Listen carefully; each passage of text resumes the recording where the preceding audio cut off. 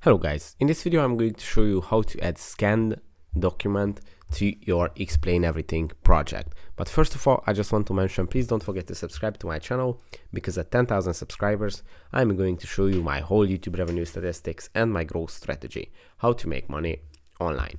So let's jump into it. First, open the Explain Everything app, then go to the home page, and at the home page go to the top of the screen, and here you should see your recent projects and open the project where you want to add your scanned document.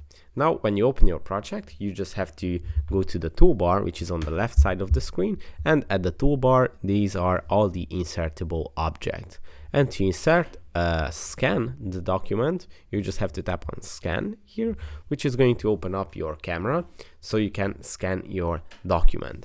Now, you should know that you have to give access to Explain Everything to use your camera, but if you do that, you can start scanning documents and adding them to your project. So that's pretty much it for this video. I hope it was helpful for you. If it was, please consider subscribing, and see you in the next one. Bye bye.